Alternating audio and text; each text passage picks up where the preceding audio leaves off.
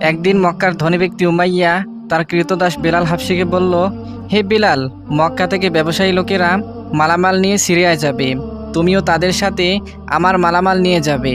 সিরিয়ায় মালগুলো বিক্রি করে তাদের সাথে আবার ফিরে আসবে। মনিবের নির্দেশ পেয়ে বেলাল হাবশি রাদিয়াল্লাহু তাআলা আনহু কাফেলার সাথে সিরিয়ার উদ্দেশ্যে রওনা দিলেন। ওই কাফেলায় মক্কার ধনী ব্যবসায়ী হযরত আবু বকর রাদিয়াল্লাহু তাআলা আনহুও ছিলেন, কিন্তু তখনও তিনি মুসলমান হননি, কারণ নবী করিম সাল্লাল্লাহু আলাইহি সাল্লাম তখনও নবুয়তের দায়িত্ব পাননি। তারা পথ চলতে চলতে ক্লান্ত হয়ে এক স্থানে বিশ্রামের জন্য থেমে যায়।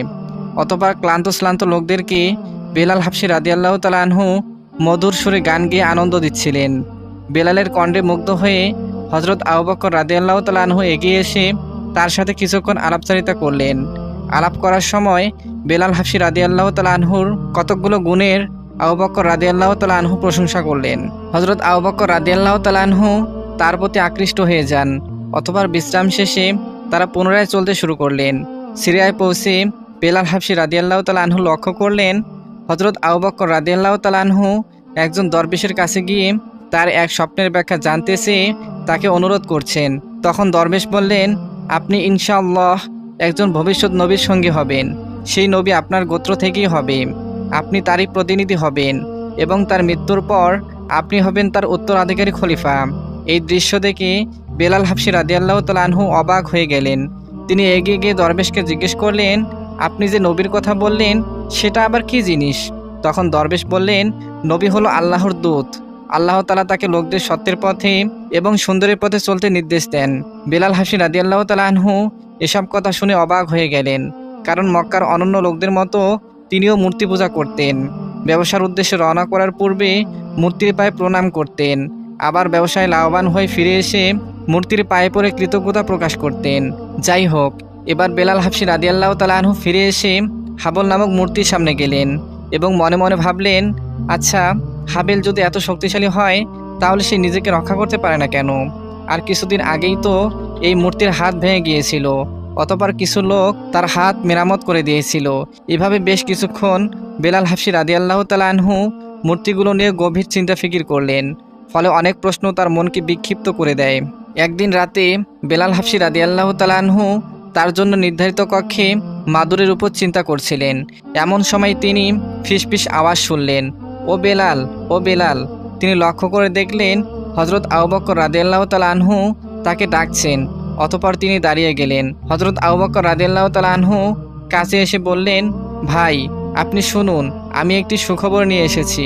হযরত বেলাল হাবশি রাদিয়াল্লাহু তাআলা আনহু এদিক ওদিক তাকিয়ে বললেন, জনাব, সকাল পর্যন্ত কি অপেক্ষা করা যায় না? আবু বকর রাদিয়াল্লাহু তাআলা আনহু বললেন, না বেলাল, আমি তোমার মনিবের সামনে তা বলতে চাই না এবং এই প্রাথমিক অবস্থায় তার সামনে যাওয়াও ঠিক হবে না। বেলাল হাবশি রাদিয়াল্লাহু তাআলা আনহু বললেন, সেটা কি জনাব? তখন আবু বকর রাদিয়াল্লাহু তাআলা আনহু বললেন, নবীর আবির্ভাব হয়েছে। বেলাল রাদিয়াল্লাহু তাআলা আনহু বললেন, কে সেই নবী? আবু বকর রাদিয়াল্লাহু তাআলা আনহু বললেন, আব্দুল্লাহর পুত্র হযরত মুহাম্মদ সাল্লাল্লাহু আলাইহি সাল্লাম। অতঃপর বেলাল হাবশি রাদিয়াল্লাহু তাআলা আনহু বললেন, হযরত মুহাম্মদ সাল্লাল্লাহু আলাইহি সাল্লাম আপনাকে কি বলেছেন? তখন আবু বকর রাদিয়াল্লাহু তাআলা আনহু বললেন, তিনি বলেছেন যে আল্লাহর কাছ থেকে তিনি ওহী পেয়েছেন। আল্লাহ তার বিশ্বাসীদের কাছে তার বাণী পৌঁছে দিতে এবং অবিশ্বাসীদের সতর্ক করে দিতে বলেছেন। তখন হযরত বেলাল হাবশি রাদিয়াল্লাহু তাআলা আনহু কিছুক্ষণ চুপ করে থেকে প্রশ্ন করলেন, জনাব, যদি কিছু মনে না করেন, আমার জানতে ইচ্ছে করছে যে তিনি আর কি কি বলেছেন। তখন হযরত আবু বকর রাদিয়াল্লাহু তাআলা আনহু বললেন, তিনি বলেছেন, সবারই উচিত প্রাণহীন এই মূর্তিগুলোকে পূজা না করে এই সুন্দর পৃথিবী, আকাশ বাতাস, চাঁদ তারা, সূর্য মেঘ, পৃথিবী এবং এর বাইরে সবকিছু যিনি সৃষ্টি করেছেন একমাত্র তারই ইবাদত করা। তিনি আরও বলেছেন, আল্লাহ তাআলার কাছে সকল মানুষ সমান। কেবলমাত্র সৎ এবং ভালো কাজের মাধ্যমে মানুষ নিজের এবং অন্যদের কল্যাণ সাধন করতে পারে। তিনি গরিবদের প্রতি দরদি এবং সহানুভূতিশীল হতে বলেছেন। হযরত বেলাল হাবশি রাদিয়াল্লাহু তাআলা আনহু বেশ কিছুক্ষণ চুপ করে রইলেন। আস্তে আস্তে তার মনের পরিবর্তন হতে থাকে। ফলে এক আল্লাহর প্রতি তার বিশ্বাস জন্মে যায়। তিনি হযরত আবু বকর রাদিয়াল্লাহু তাআলা আনহুর সামনেই উচ্চারণ করলেন, আশহাদু আল্লা ইলাহা ইল্লাল্লাহু ওয়া আশহাদু আন্না মুহাম্মাদান আবদুহু ওয়া রাসূলুহু।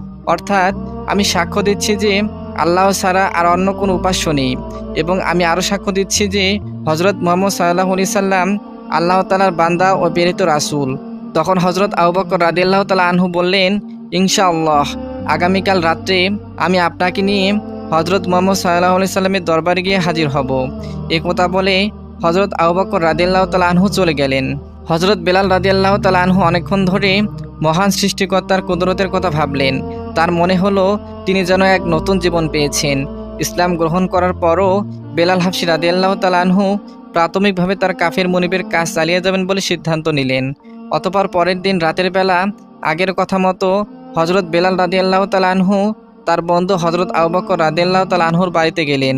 সেখান থেকে তারা সতর্ক দৃষ্টি মেলে হজরত মুহাম্মদ সাল্লাল্লাহু আলাইহি সাল্লামের বাড়িতে হাজির হলেন। হজরত বেলাল রাদিয়াল্লাহু তাআলা আনহুর দৃষ্টি যখন মহানবী সাল্লাল্লাহু আলাইহি সাল্লামের চেহারার প্রতি পড়ল, আর তিনি যখন কানে শুনলেন আহ্বান করা মধুর সুর, প্রভার ভক্তি, ভালোবাসা, তখন হজরত বেলাল রাদিয়াল্লাহু তাআলা আনহুর বুকে এক অভূতপূর্ব ভাব ও আবেগের সঞ্চয় হয়। তিনি হজরত মুহাম্মদ সাল্লাল্লাহু আলাইহি সাল্লামের পাশে বসলেন।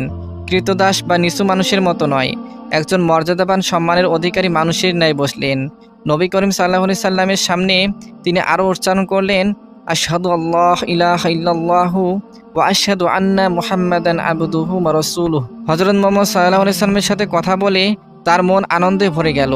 এমন আনন্দ এর পূর্বে তিনি কখনোই পাননি। অতঃপর সকাল হবার আগেই হযরত বেলাল রাদিয়াল্লাহু তাআলা আনহু তার বিছানায় ফিরে আসলেন এবং গভীর নিদ্রায় তিনি আচ্ছাদিত হয়ে যান। সকালবেলা তিনি মনিবের কাজ পূর্বের ন্যায় স্বাভাবিকভাবেই করে যান। কিন্তু রাতের বেলা সবাই যখন ঘুমিয়ে যায় তখন হযরত বেলাল রাদিয়াল্লাহু তাআলা আনহু গোপনে বাসা থেকে বের হয়ে যান। ছুটে আসেন মহানবী সাল্লাল্লাহু আলাইহি সাল্লামের কাছে। অতঃপর তার মহামূল্যবান বাণী শুনেন এবং অল্প কয়েকজনের সাথে তারা নামাজ আদায় করতেন এবং সকাল হওয়ার পূর্বেই তিনি বিছানায় ফিরে যেতেন। একদিন বেলাল হাবশী রাদিয়াল্লাহু তাআলা আনহু কাবা ঘরে প্রবেশ করলেন। তখন তার সামনে সারি সারি মূর্তি সাজানো ছিল। তখন তার পূর্বের স্মৃতি মনে ঝলক দিয়ে ওঠে। তাই তার মন লজ্জায়, ঘৃণায়, অনুশোচনায় ভরে যায়। সবচেয়ে বড় মূর্তি হাবলের সামনে দাঁড়িয়ে দাঁতে দাঁত ঘষে বিড়বিড় করে বলেন, এই যে প্রাণহীন দুর্বল দেবতা, তুমি না খুবই শক্তিশালী? তবে কোথায় ছিলে তখন যখন তোমার হাত ভেঙে গিয়েছিল? তুমি তা কেন ঠেকাতে পারোনি? তোমার এত অহংকার কোথায় ছিল তখন যখন তোমার পূজারীরা তোমার ভাঙা হাত জোড়া দিয়ে দিচ্ছিল? আসলে তুই তো মাটির কাদা আর পাথর ছাড়া কিছুই না। তোকে ভেঙে টুকরো টুকরো করে ফেললেও বা তোর মুখে থুতু নিক্ষেপ করলেও তুই কিছুই করতে পারবি না। এই বলে বেলাল হাবশী রাদিয়াল্লাহু তাআলা আনহু মূর্তিটার মুখে থুতু নিক্ষেপ করলেন। এদিকে প্রকাশ্যভাবে ইসলাম প্রচারের জন্য হজরত মুহাম্মদ সাল্লাল্লাহু আলাইহি সাল্লামের কাছে ওহী নাজিল হলো। হজরত মুহাম্মদ সাল্লাল্লাহু আলাইহি সাল্লাম সাফা পাহাড়ে উঠে মক্কাবাসীদেরকে এক আল্লাহ তাআলার ইবাদত করার আহ্বান করলেন। তিনি মূর্তি পূজা ছেড়ে দিতে বললেন। এতে মক্কার প্রভাবশালী কুরাইশরা রেগে ভয়ানক ক্ষিপ্ত হয়ে ওঠে। তারা সবাই একত্রিত হয়ে ইসলাম ধর্মের বিরুদ্ধে রুখে দাঁড়ায়। অতঃপর মক্কার কাফেররা হজরত মুহাম্মদ সাল্লাল্লাহু আলাইহি সাল্লামকে মেরে ফেলার জন্য গোপনে আলোচনায় বসে। আলোচনা চলাকালে একজন লোক উমাইয়ার কানে কানে এসে কি যেন ফিসফিস করে বলল। শুনেই উমাইয়া ভীষণ রেগে ফেটে পড়ল। রাগান্বিত হয়ে বলল, কি বললে তুমি? বেলাল ইসলাম ধর্ম গ্রহণ করেছে, এ কথা কি সত্যিই তুমি বলছো? লোকটি বলল, অবশ্যই জনাব। উমাইয়া বলল, তুমি কি নিজের চোখে দেখেছো যে বেলাল মুহাম্মদের কাছে যাচ্ছে? লোকটি বলল, হ্যাঁ, অনেকবার দেখেছি। এ কথা তো আমি কোনোদিন ভাবিনি। আমি তো এর চেয়ে খারাপ একটি দৃশ্য দেখেছি। উমাইয়া বলল, কি সেই দৃশ্য? লোকটি বলল, আমি একদিন বেলালকে দেখলাম যে সে আমাদের সম্মানিত দেবতা হাবলের মুখে থুতু নিক্ষেপ করছে। তখন উমাইয়া বলল, তুমি এসব কি বললে? রাগে উমাইয়ার মাথা যেন প্রচণ্ড অগ্নিশর্মায় গলে যাচ্ছে। সে চেঁচিয়ে চেঁচিয়ে বলল, বেলালের এত বড় সাহস হলো কিভাবে? এ তো আমার জন্যও এক অপরাধ। এই গোপন বৈঠকে কুরাইশদের নেতা আবু জেহেলও ছিল। আবু জেহেল বলল, এই কেনা গোলামের এত বড় স্পর্ধার এমন কঠিন শাস্তি দিতে হবে যেন তাকে দেখে আর অন্য কোনো গোলাম এমন স্পর্ধা দেখানোর সাহস না পায়। আর এই দিকে মুহাম্মদের ডাকানো আহ্বান বন্ধ করতে হবে। তার কারণে দুর্বল চরিত্রের লোকদের নষ্ট হতে দেওয়া যাবে না। তখন উমাইয়া খুশি হয়ে বলল, আপনি ঠিকই বলেছেন। আবু জেহেল আরও রাগান্বিত স্বরে বলল, ওই ধর্ম থেকে বেলালকে কোনো রকম দয়ামায়া দেখানো যাবে না। আমি প্রতিজ্ঞা করছি মুহাম্মদের ওই নতুন ধর্মকে অচিরেই গলা টিপে মারব। অতঃপর উমাইয়া খুব রেগে হজরত বেলাল রাদিয়াল্লাহু তাআলা আনহুর নির্দিষ্ট কামরাতে এসে শুনলেন হজরত বেলাল রাদিয়াল্লাহু তাআলা আনহু কি যেন আবৃত্তি করে যাচ্ছেন। এমন আবৃত্তি তিনি কখনোই শোনেননি। তাই উমাইয়া বিড়বিড় করে বলল, এ নিশ্চয়ই মুহাম্মদের কোরআনের সেই শব্দ। মুহাম্মদ আমার কেনা গোলামকে তার জাদুবিদ্যার দ্বারা মনোমুগ্ধকর করে বশ করে ফেলেছে। তখন উমাইয়া চিৎকার করে বলল, ওহে বেলাল, তুই কি করছিস? হজরত বেলাল রাদিয়াল্লাহু তাআলা আনহু নম্র স্বরে ধীরে ধীরে উত্তর দিলেন, আল্লাহর কালাম পড়ছি। উত্তরে উমাইয়া বলল, আল্লাহর কালাম মানে পাগলের প্রদীপ্তি। বেলাল হাবশী রাদিয়াল্লাহু তাআলা আনহু বললেন, জি না আমার মনিব, আল্লাহ তাআলার পবিত্র কুরআন নাজিল করেছেন। তিনি তার বান্দাদের যেসব জ্ঞান দিয়েছেন এসব সেই জ্ঞানের কথা। তখন উমাইয়া চেঁচিয়ে চেঁচিয়ে বলল, বাস, যথেষ্ট হয়েছে, আর কথা বাড়িয়ে লাভ নেই। কিন্তু হজরত বেলাল রাদিয়াল্লাহু তাআলা আনহু তখনও ওই একই কথা বলে চলছেন। আল্লাহ তাআলা সবকিছু সৃষ্টিকর্তা, তিনি সর্বশক্তিমান, তার কোনো অংশীদারিত্ব নেই। তখন উমাইয়া বলল, ওর স্পার্ধিত গোলাম, তোর সাহসের সীমারেখা দেখছি অনেক বেশি ছাড়িয়ে গিয়েছে। তুই আমাদের মূর্তিদের ভুলে গিয়ে এক জাদুকরের পথে ভ্রান্ত হয়ে গেছিস। হজরত বেলাল রাদিয়াল্লাহু তাআলা আনহু বললেন, হে আমার মনিব, আমি ভুল পথে চলছি না। আল্লাহ তাআলা আমাকে সহজ সরল ও সঠিক পথেই পরিচালিত করছেন। এবার আর সহ্য করতে পারলেন না উমাইয়া, ঠাস করে গালে একটা চর দিয়ে দিলেন। হজরত বেলাল হাবশী রাদিয়াল্লাহু তাআলা আনহুকে মাটিতে ফেলে দিয়ে গলা ফাটা চিৎকার করে বলল, বেয়াদব বেয়াক্কেল কথাকার, তুই হলি আমার খরিদ করা গোলাম। আমি তোকে যেভাবে চালাবো তুই সেইভাবেই চলবি, যা করতে বলবো তাই করবি। আমি যা বিশ্বাস করি, যে দেবতাদের মানি, তোকেও তা মানতে হবে, বিশ্বাস করতে হবে। তখন বেলাল রাদিয়াল্লাহু তাআলা আনহু নম্র স্বরে জবাব দিলেন, নিশ্চয় আপনি আমার মনিব, আমাকে টাকা দিয়ে কিনেছেন, কিন্তু আপনি শুধু আমার দেহটাকেই কিনেছেন, মনটা আমার সম্পূর্ণ নিজের। আমি এখন আল্লাহ তাআলা ছাড়া আর কাউকে বিশ্বাস করি না, আর কখনো করবও না। তখন উমাইয়া বলল, চুপ বেয়াদব, তোকে দেখছি মুহাম্মদ একেবারেই নষ্ট করে দিয়েছে।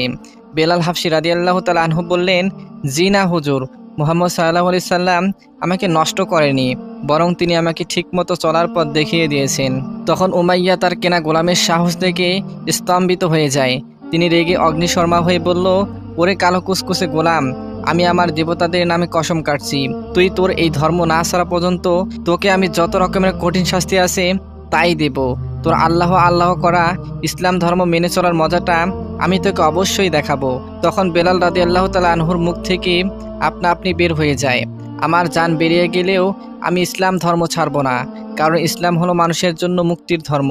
অতঃপর উমাইয়া বেলাল হাবশী রাদিয়াল্লাহু তাআলা আনহুর উপর কঠোর নির্যাতন করার নির্দেশ দেয়।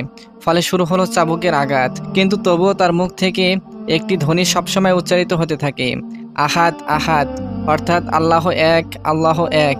অতঃপর উমাইয়ার আদেশে হযরত বেলাল হাবশী রাদিয়াল্লাহু তাআলা আনহুর হাত দুটো পিছনের দিক থেকে বেঁধে দেওয়া হলো, গলাতে পেঁচানো হলো শক্ত মোটা একটি দড়ি, তার শরীর থেকে সমস্ত কাপড় খুলে দেওয়া হলো।